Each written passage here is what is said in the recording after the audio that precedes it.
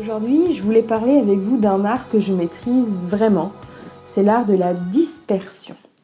Donc ce matin, je me suis réveillée et comme d'habitude, je me suis fait une petite to-do list de 5-6 tâches à effectuer aujourd'hui. Et j'ai commencé, j'ai fait la première, la deuxième, et puis d'un seul coup, j'ai bifurqué et j'ai commencé à faire autre chose. Totalement autre chose. J'ai fait des vignettes sur YouTube pour mes vidéos.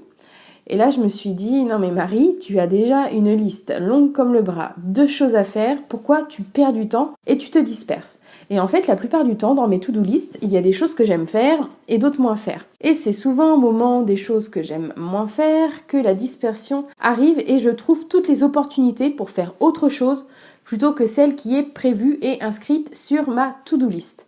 Et là, j'ai pas vraiment de conseils à vous donner sur comment éviter de vous disperser.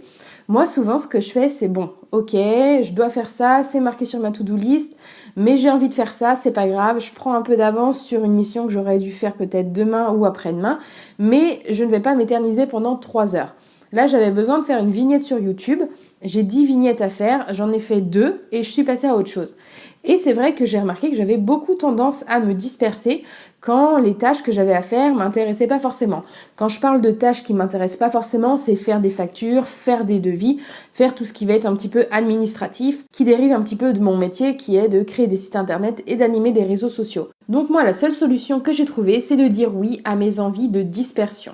Donc je vais pas dire oui à la totalité de mes envies de dispersion, mais à certaines, je vais faire d'accord, ok, on peut travailler un petit peu dessus si tu veux.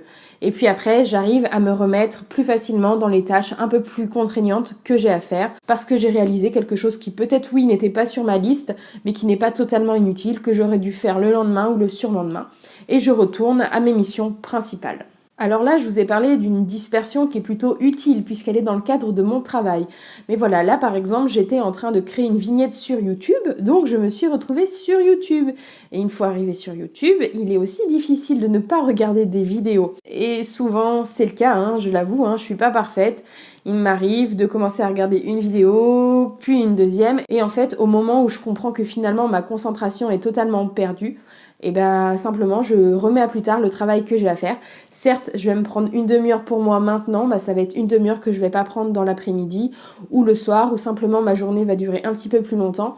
Et au lieu de me forcer à essayer de rester concentrée alors que je le suis plus du tout, je m'autorise une pause et je me disperse et je fais des vignettes sur YouTube et je regarde des vidéos sur YouTube.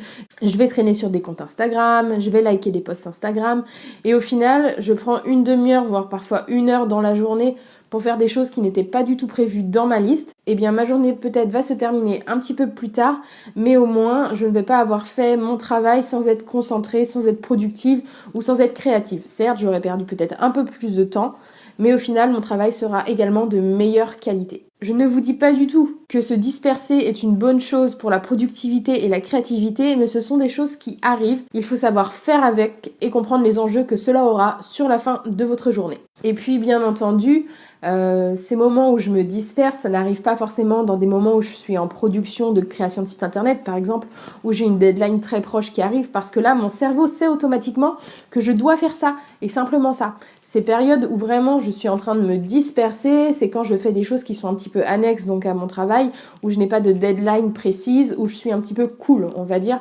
dans le travail que j'ai à faire, parce que quand j'ai des moments vraiment de rush, là, mon cerveau, il est 100% concentré sur ce que je dois faire et à aucun moment, dans mon esprit, je vais pouvoir faire autre chose. Donc voilà, c'était simplement un petit podcast pour vous dire que tout le monde n'est pas parfait, que tout le monde a des moments où son cerveau n'a plus envie de travailler, préférerait faire autre chose.